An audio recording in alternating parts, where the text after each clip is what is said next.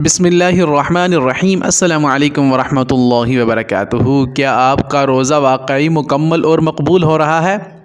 کیا آپ نے کبھی سوچا کہ کہیں ہم صرف بھوکے پیاسے تو نہیں رہ رہے؟ روزہ صرف کھانے پینے سے رک جانے کا نام نہیں ہے، بلکہ یہ ہمارے نفس کی تربیت اور اللہ سے قربت کا ذریعہ ہے۔ لیکن افسوس، اکثر لوگ وہ بنیادی اعمال نہیں کرتے جو روزے کی اصل روح کو مکمل کرتے ہیں، جس کی وجہ سے ان کا روزہ محض ایک رسم بن کر رہ جاتا ہے۔ تو آج کی ویڈیو میں آپ کو 15 انتہائی ضروری اعمال بتاؤں گا جو روزے کو نہ صرف مکمل بلکہ مقبول بھی بناتے ہیں۔ اگر آپ چاہتے ہیں کہ آپ کا روزہ واقعی مقبول اور مغفرت کا ذریعہ بنے اور جنت کے دروازے کھلیں تو آپ میرے ساتھ جڑے رہیے۔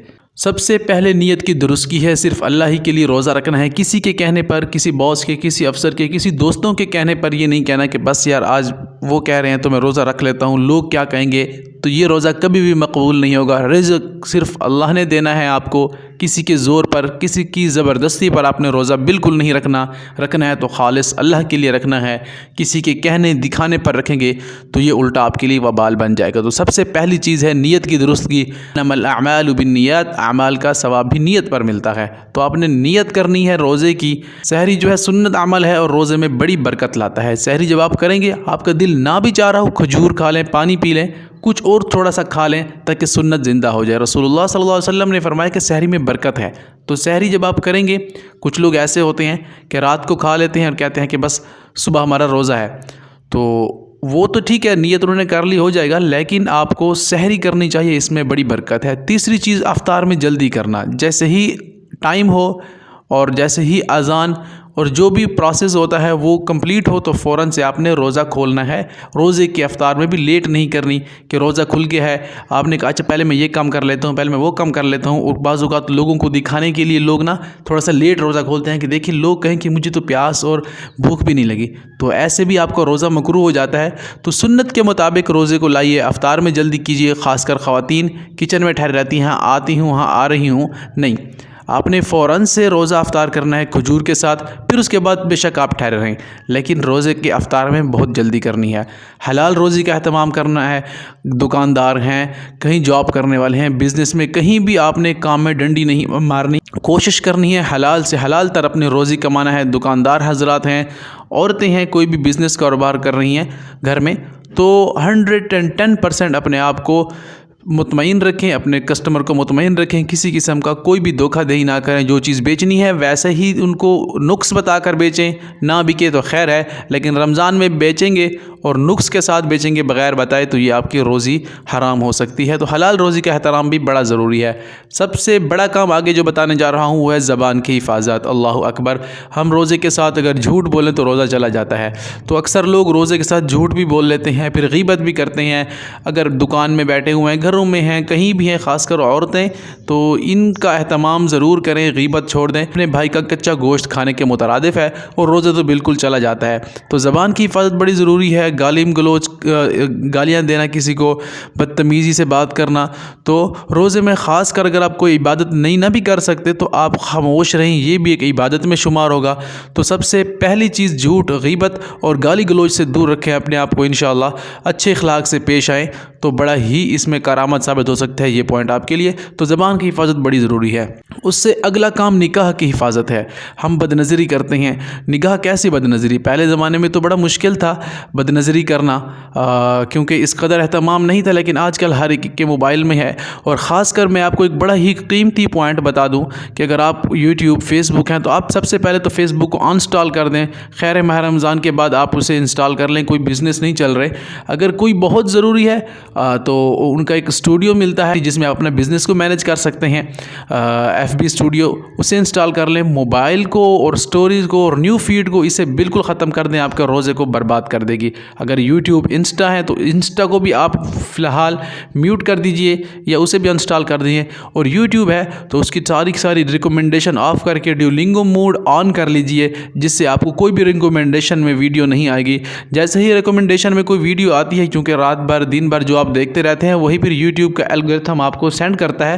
تو کوشش کریں کہ اپنے یوٹیوب کو ڈیولنگو موڈ پہ لے جائیے کہ جب بھی آپ آن کریں کوئی شارٹ آپ کے سامنے نہ کھلے، کوئی بھی سجیشن میں ویڈیو آپ کے سامنے نہ آئے، بس ایک موڈ ہوتا ہے سیٹنگ میں جا کر اسے آن کر دیں، تو جیسے ہی آپ یوٹیوب کو کھولیں گے جو آپ پڑھنا چاہیں گے، سرچ کرنا چاہیں گے، وہی آپ کے سامنے آئے گا، باقی کوئی بھی چیز آپ کے سامنے نہیں آئے گی۔ تو اس چیز کو بھی مد نظر رکھتے ہوئے آپ اپنی نگاہ کی حفاظت کر سکتے ہیں۔ اگر ہم کیا کرتے ہیں کہ موبائل کو بڑی تیزی سے اسکرول کرتے ہیں کہ کہیں حرام آئے تو ہم اس کے اوپر فوراً رک جاتے ہیں، اور حلال چیز اور قرآن ہو، نماز ہو، ایسی چیز ہم اسے فوراً آگے کر کے اسکرول کر دیتے ہیں کہ کہیں مجھے عمل نہ کرنا پڑے ان کے اوپر۔ تو کوشش کریں کہ فحش چیزوں پر نہ رکیں، حرام چیزوں پر نہ رکیں، فوراً سے آئیں تو اسکرول کیجیے، اپنی نگاہ کی حفاظت کیجیے۔ روزے میں بہت بڑا کردار ہے۔ قل للمؤمنین یغضوا من ابصارہم ویحفظوا فروجہم، دیکھیں قرآن نے بھی کہہ دیا کہ اپنی نگاہوں کو نیچے کریں، اپنی شرمگاہوں کی حفاظت کریں۔ نگاہ ہی ایک ایسی چیز ہے جس سے انسان کی شرمگاہ محفوظ نہیں رہتی، تو نگاہ کی حفاظت بڑی ضروری ہے، چاہے عورت ہو چاہے مرد ہو، ان کو اپنی نگاہ کی حفاظت کرنی چاہیے۔ جب بیت المقدس فتح ہو رہا تھا، حضرت عمر رضی اللہ تعالیٰ عنہ کو ان کی چابیاں ملنے والی تھیں، انہوں نے کہا چابیاں تب دیں گے جب آپ اپنے خلیفہ کو بلائیں گے۔ تو عمر رضی اللہ تعالیٰ عنہ مدینہ سے آتے تو 1 مہینہ لگ جاتا کم سے کم، تو جو لوگ وہاں پر تھے ان کو کہا گیا کہ آپ بیت المقدس میں رہیے، یہاں پر نمازیں پڑھیے، جتنی بھی فوج وہاں پر تھی، تو تب تک عمر رضی اللہ تعالیٰ عنہ آئیں گے تو ہم ان کو چابیاں دے دیں گے۔ تو پھر انہوں نے ایک چال چلی یہودیوں نے اور عیسائیوں نے کہ حضرت عمر رضی اللہ تعالیٰ عنہ کے آنے تک ان کو کیسے ایمان سے ہٹایا جائے، جیسے ایمان سے ہٹیں گے تو ہماری طاقت پھر سے مضبوط ہوگی۔ تو انہوں نے سوچا کہ کئی عورتیں ایسی ہیں ان کو بیہودہ لباس پہنا کر مسلمانوں کے آگے چھوڑ دیا جائے، چونکہ مسلمان بیت المقدس میں نماز پڑھنے کے لیے آئیں گے، ادھر ادھر گھومیں گے، تو ان کے سامنے یہ عورتیں آئیں گی تو ان کا ایمان خراب ہوگا۔ تو لیکن جب لشکر امیر کو پتہ چلا نا، ابو عبیدہ بن جراح رضی اللہ تعالیٰ عنہ کو، وہ تو فصاحت و بلاغت اور ایک بہت ہی بڑے اذہان و قلوب کے مالک تھے، جبھی تو ان کو لشکر کا امیر بنا کر بھیجا گیا۔ تو ان کو جیسے پتہ چلا نا تو انہوں نے سب مسلمانوں کو اکٹھا کیا اور آیتیں پڑھی کہ قل للمؤمنین یغضوا من ابصارہم ویحفظوا فروجہم، مومنوں سے کہہ دو کہ اپنی نگاہیں نیچی کریں اور اپنی شرمگاہوں کی حفاظت کریں۔ تو پھر وہ مسلمان تھے، اور مسلمان کی فراست تو دل کی نگاہ، اللہ نے ان کی بصیرت کھولی ہوئی ہے۔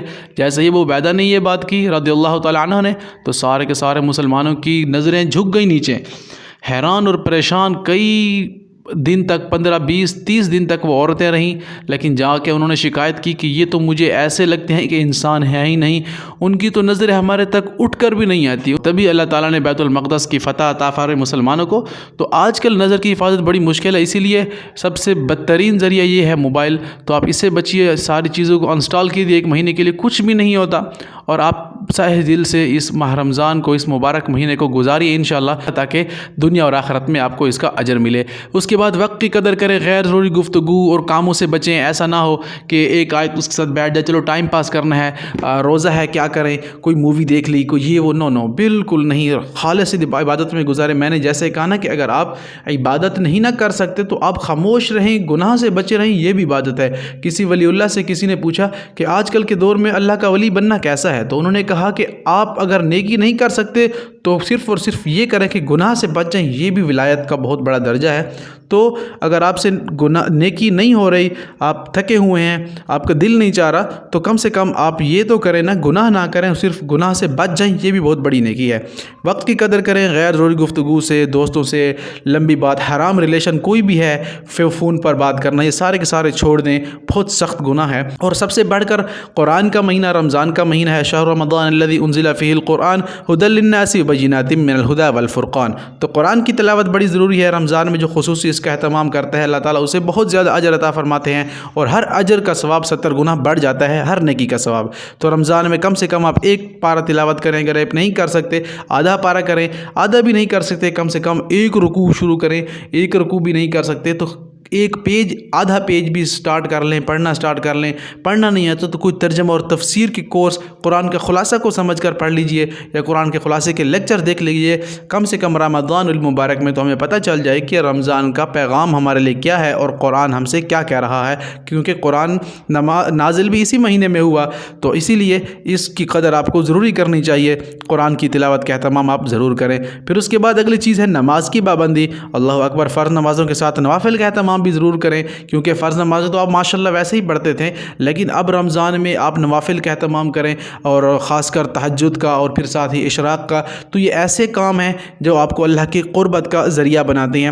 تو قرآن کی تلاوت کے ساتھ نماز کی پابندی، گھروں میں نہیں اب مسجدوں میں نماز پڑھیں، تراویح کا اہتمام کریں۔ مسجدوں میں جا کر جب آپ نماز پڑھیں گے آپ کے دل منور ہوں گے۔ دنیا کی جتنی بھی کالک لگی ہوئی ہے، انسان ہے سارا دن دنیا کی حرص و ہوس میں لگا رہتا ہے، لیکن یہ رمضان کا مہینہ ہے، نیکیاں کمانے کا مہینہ ہے، سیل لگی ہوئی ہے، کوئی نیکیاں لینے کے لیے تیار نہیں ہے۔ تو ساری چیزوں کو چھوڑ کر مسجد میں نماز کی پابندی کریں، عشاء کی نماز، صبح کی نماز، مغرب کے بعد کی جتنے بھی آپ کے اعمال ہیں ان میں آپ اپنے آپ کو کھپا دیجئے، انشاءاللہ بڑا ہی زیادہ نفع ہوگا۔ پھر اس کے بعد ہے دعا اور استغفار۔ روزے کے وقت دعا بڑی قبول ہوتی ہے۔ ایسے اعمال میں آپ کو بتاؤں، آپ حیران ہوں گے کہ روزے کے بعد اگر آپ روزے سے پہلے جب دعا کرتے ہیں تو اللہ بڑا ہی قریب ہوتا ہے۔ تو روزے کے وقت ساری کی ساری دعائیں قبول ہوتی ہیں۔ ایک سورۃ المائدہ کی آیت ہے، اللہم ربنا انزل علینا مائدۃ من السماء تکون لنا عیدا لاولنا وآخرنا وآیۃ منک وارزقنا وانت خیر الرازقین۔ یہ آیت آپ 7 مرتبہ پڑھ کے آسمان کی طرف پھونک ماریں اور جو بھی دعا مانگیں انشاءاللہ وہ قبول ہوگی۔ بڑا ہی مجرب اور آزمودہ وظیفہ ہے۔ جو اس کی آیت نمبر بھولی ہوئے تو میں انشاءاللہ دیکھ کر آیت نمبر بھی مینشن کر دوں گا، سورۃ المائدہ کی آیت ہے۔ پھر اس کے بعد صدقہ اور خیرات کا اہتمام بڑا ضروری ہے۔ آپ صدقہ کرتے ہیں، خیرات کرتے ہیں تو ہر اعمال، جیسے میں نے کہا کہ 70 گنا بڑھ جاتا ہے ہر اجر کا درجہ، تو اسی لیے صدقہ خیرات کریں، ایک ہاتھ سے صدقہ کریں۔ فرمایا کہ بہترین صدقہ وہ ہے جو ایک ہاتھ سے دے دوسرے کو پتہ نہ چلے، یعنی چھپ چھپا کر صدقہ دیں، سیلفیاں نہ بنائیں، کسی کو راشن ڈال کر دے رہے ہیں، کسی کو روزے کا سامان دے رہے ہیں، کسی کو کوئی پیمنٹ کر رہے ہیں، تو پکچر بنانے سے بالکل گریز کریں، کیونکہ یہ بڑی ہی ریاکاری ہے۔ حدیث میں آتا ہے ایک کھجور کا دانہ آپ دیتے ہیں تو اس پر آپ کو ایک اود پہاڑ کے برابر اجر ملتا ہے۔ اگر آپ ایک اود پہاڑ کے برابر صدقہ کرتے ہیں، اس میں ریاکاری آپ نے کر لی تو وہ الٹا آپ کے لیے وبال جان بن جاتا ہے، اس کا کوئی اجر باقی نہیں رہتا۔ تو اسی لیے صدقہ اور خیرات کریں، چھپ چھپا کے کریں، کسی بیوہ، کسی مسکین، کسی غریب کے اس منتھ میں راشن دے دیں، کسی امیر اور کسی بڑے لوگوں کی افطاری کرنے سے بہتر ہے ہزاروں روپے خرچ کرنے سے کسی غریب کو ایک مہینے کا کوئی راشن دے کر ڈال لیں تو انشاءاللہ آپ کو اس کا بڑا ہی دگنا اجر ملے گا۔ تو امیروں کو اور بڑے لوگوں کی افطاری تو ویسے ہی ہر جگہ ہوتی ہے، لیکن اگر آپ کے دل میں ہے نہیں کریں گے آپ افطاری ان کی، تو آپ ان کو سے سوری کہہ کے کسی اور کے ساتھ آپ کسی غریب کو کچھ دے دیں گے تو ان کا دل خوش ہو جائے گا، ان کے عید اچھی گزر جائے گی۔ پھر اس کے بعد ہے دل کی صفائی۔ دل میں بعض اوقات حسد ہوتا ہے، کینہ ہوتا ہے، بغض ہوتا ہے، ان چیزوں سے اپنے آپ کو بچنا چاہیے۔ فلاں کے پاس یہ چیز ہے، میرے پاس یہ نہیں ہے، کیونکہ رمضان المبارک میں نے جیسے کہا ہے کہ آپ ساری چیزوں کو چھوڑ کر، ساری سٹریس کو ریلیز کر کے اللہ کے سامنے سر تسلیم خم کر لیجئے، مسجدوں کا اہتمام کیجئے، آنے جانے کا، اور باقی چیزیں ساری چھوڑ دیجئے انشاءاللہ۔ بغض، کینہ، کسی کے دل میں کسی کے لیے آپ کے دل میں کوئی حسد ہے، کوئی بغض ہے، ان سے اپنے آپ کو پاک کیجئے انشاءاللہ۔ پھر صبر اور تحمل کا مظاہرہ کیجئے، کیونکہ غصہ آتا ہے جب روزہ دار انسان ہوتا ہے، بات جب ان کے موافق اور ہوتی ہے، بات جب ان کے مزاج کے خلاف ہوتی ہے تو انہیں غصہ بھی آتا ہے۔ تو صبر اور تحمل کیجئے، غصے پہ قابو رکھیے۔ بہترین مسلمان وہ ہے جو غصے کو بچھاڑ دے، حدیث میں آتا ہے، اس مفہوم ہے۔ تو اس لیے غصہ جب بھی ہے اسے پی لیجئے، اور اگر آپ ٹھہرے ہیں تو بیٹھ جائیے، بیٹھے ہیں تو کھڑے ہو کر چلنے لگ جائیے۔ تو اپنی حالت کو چینج کیجئے، آپ کا غصہ انشاءاللہ زائل ہوتا رہے گا، اس سے آپ کا روزہ بھی محفوظ رہے گا۔ پھر اگر آپ کے پاس استطاعت ہے تو افطار دوسروں کو کروائیں، آپ روزے کی افطاری کریں، غریبوں کو، مسکینوں کو، اور کوئی ایسے لوگ ہیں جو افطار کے پاس ان کے پاس کوئی کھانے کی چیزیں نہیں ہیں، ان تک پہنچائیے، مسکینوں تک، بیواؤں تک یہ چیزیں پہنچائیے۔ تو افطار کی بھی بڑی فضیلت آئی ہے، اگر آپ کسی کو افطار کرواتے ہیں تو اس روزے کا اجر بھی آپ کو مل جاتا ہے۔ تو بڑا ہی ضروری ہے افطار کروانا اگر آپ استطاعت رکھتے ہیں، ورنہ آپ کوشش کریں کہ افطار کروانا بھی چاہیں تو غریب لوگوں کو کروائیے۔ پھر آخری اہتمام یہ ہے کہ رات کو تہجد کا اہتمام کریں۔ جب آپ ایک ماہ میں تہجد کا اہتمام کر لیں گے تو انشاءاللہ سارا سال وہ تہجد رہتی رہے گی، کیونکہ جب آپ اٹھے ہیں روزے کے لیے تو 10-15 منٹ پہلے اٹھ جائیے، نوافل ادا کیجئے، 5-10 منٹ دعا مانگیے اللہ سے۔ تو تہجد کا جب آپ اہتمام کر لیں گے، کیونکہ تہجد ایک واحد اذان ہے جو مومن کے دل پہ ہوتی ہے۔ کئی لوگ ایسے ہیں جو تہجد کے ٹائم اٹھتے ہیں لیکن ان کو تہجد کی نماز پڑھنے کی توفیق نہیں ملتی، تو اللہ سے آپ دعا بھی مانگیں باقی نمازوں میں کہ اللہ ہمیں توفیق دیجئے کہ ہم نماز تہجد ادا کریں۔ جیسے ہی تہجد کی نماز ادا کریں گے اس میں آپ جو دل میں دعا مانگیں گے وہ قبول ہوگی، کیونکہ تہجد وہ پڑھتا ہے جس کے دل میں اللہ کے لیے محبت ہوتی ہے، جو چاہتا ہے کہ واقعی مجھے اللہ سے کچھ بات منوانی ہے تو اسے چاہیے کہ وہ تہجد پڑھے۔ تو ان باتوں کا آپ اہتمام کیجئے، انشاءاللہ آپ کا رمضان بہتر سے بہتر گزرے گا۔ اپنی قیمتی رائے کا اظہار ضرور کریں۔ ملتے ہیں اس طرح کے ایک نیکسٹ اور مختصر لیکچر کے ساتھ۔ السلام علیکم ورحمۃ اللہ وبرکاتہ۔